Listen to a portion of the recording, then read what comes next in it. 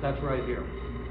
The next regularly scheduled council meeting is 6 p.m. on June 17th, 2013 in council chambers located in this building at 5000 Diamondhead Circle.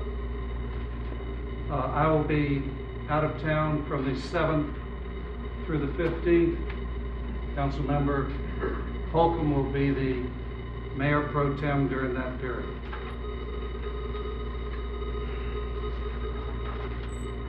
Presentation appointments. Mississippi PERS increases since 2006.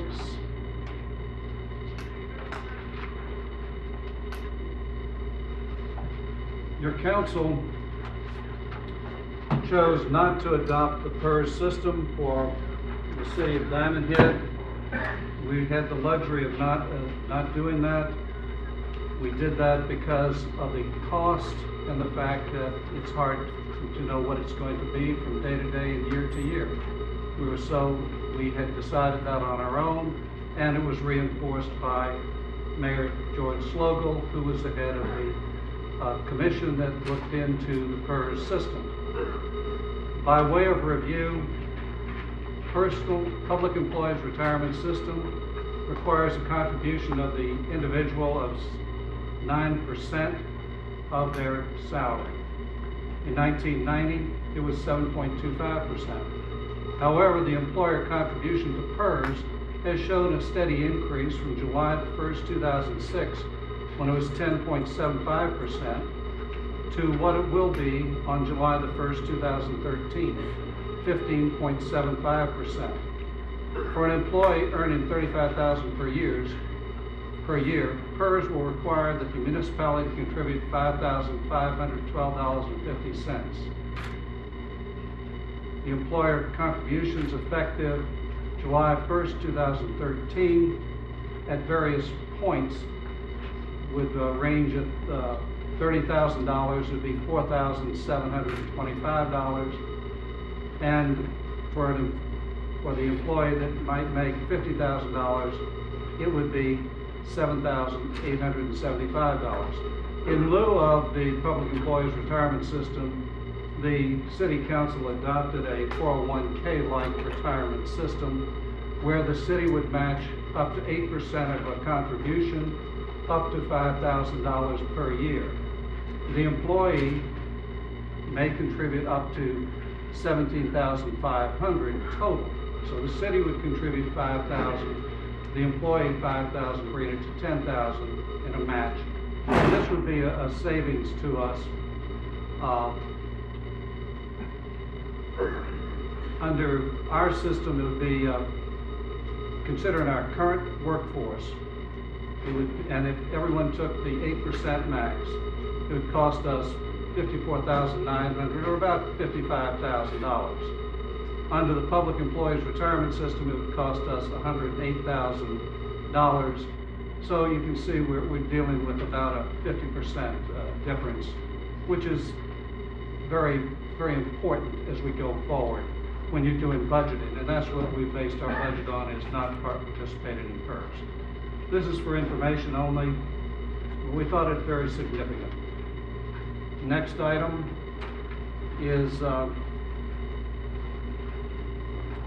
establishing the police department for the city of Diamondhead, and why would we choose to do that? Why would we have chosen to do that? Councilmember Ackerman, this is yours. Yes, sir. There seems to be a great deal of confusion as to what the sheriff's contract with the city actually is and what it is not. So I thought for the new council, as well as for the public, that I would document this information. The contract does not include any equipment. The cars that you see have been purchased and bought by Diamondhead. The badges, the uniforms, the guns, the tasers, none of that is supplied in the contract with the sheriff. It is all that equipment belongs to the city of Diamondhead. It is ours. Whether or not we have our own police force or we have an agreement with the sheriff, that equipment is still ours. So there is no increased cost as a result of that by converting to our own police force. What is the sheriff agreement? It is basically a rent-a-policeman agreement. It is the costs associated with wages and benefits for the police officers. I want to also enumerate why it has not been a good idea, or it's not a good idea, to continue on with this contract. We have no choice in hiring. Any policeman that has been hired, or that we have, has been hired by the Hancock County Sheriff and his department and assigned to Diamondhead. We've not interviewed them, we've not screened them. There is no choice in hiring. We have no input into performance reviews or wage increases. If they choose to do a wage increase, it will be reflected in a contract. Performance reviews are an issue. The reason is on April 1st, Councilmember Holcomb called for a meeting with the Sheriff and Chief Deputy Bass to discuss an animal control issue. I came along, as is Mayor Ingram, and I had questions, we had some questions with regard to performance of police officer, which I'm not going to name. During our conversation, we found out that unknown to the city of Diamondhead, Chief Deputy Bass had given this officer a performance review, which would have been much different than the performance review that the city would have given. And we were very surprised that we had not even been contacted with regard to any input on that. Chief Deputy Bass made it very clear that he would not remove that police officer from Diamondhead. And we told him, we assured him, we weren't asking him to do that. We were just asking for the behavior to be corrected. However, it really bothered me the fact that he would say, I'm not going to remove that officer. So if we have a problem, we have no input into performance reviews. We have no ability to terminate, no ability to change, and no ability to retain employees. Employees can be moved at the Hancock County Sheriff's discretion. Why is that a problem? Uniforms. We are building up a closet of uniforms for anyone who quits, and because we pay for it, anyone who is transferred or any matter of movement, we then have uniforms which hopefully might fit another policeman, but we cannot do that. We have limited control of overtime. We can ask them to come in for a meeting, do whatever is needed to do, but we cannot control the overtime. We see the overtime in a bill.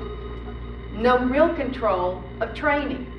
We are supposed to be getting officers that are trained as per the contract, but there can be additional training charged to us.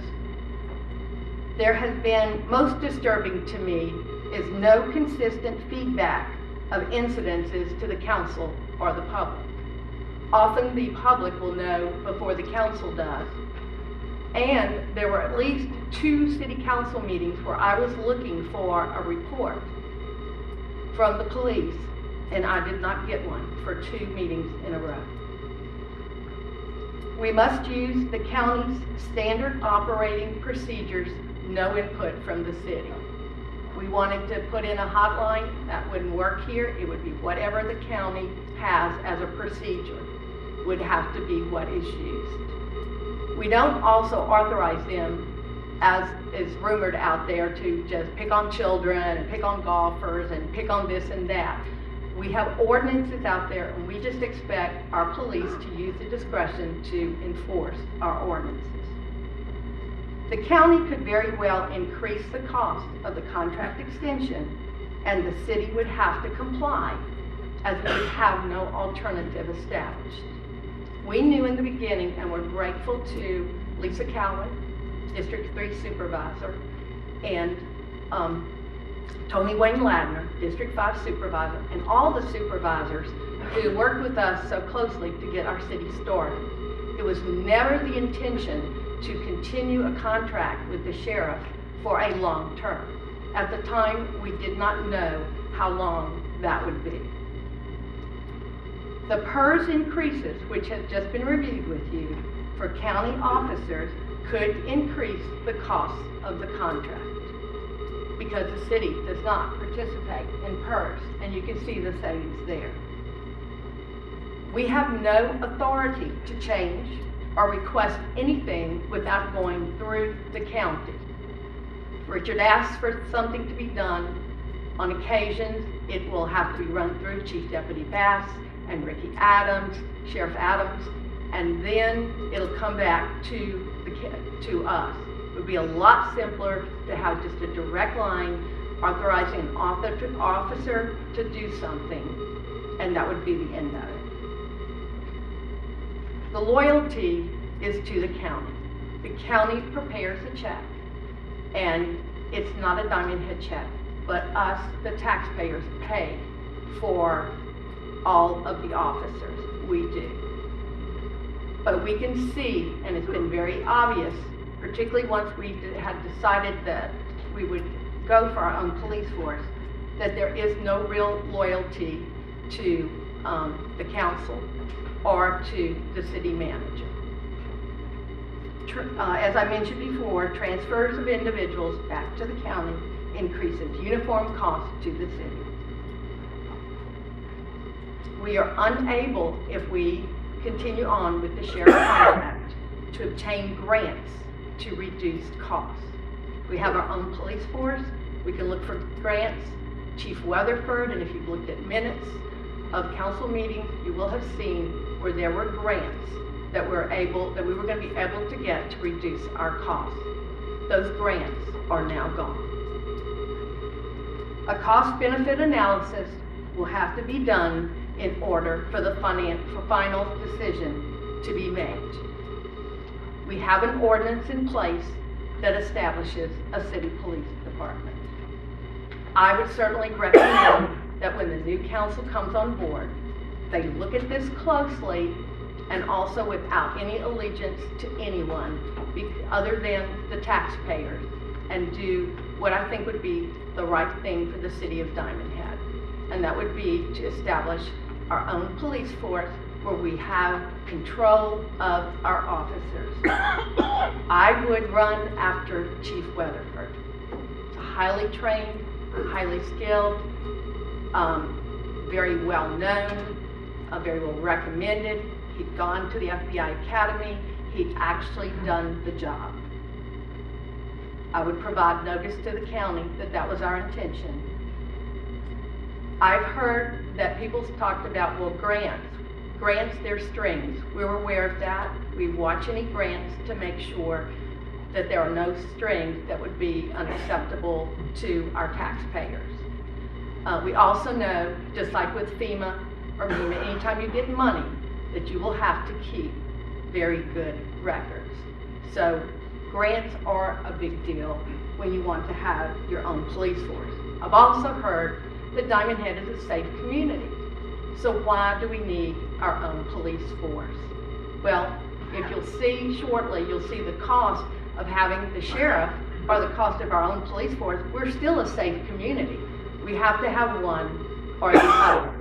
However, if you live in a house or in a condo next to a meth lab, you don't think we live in a safe community.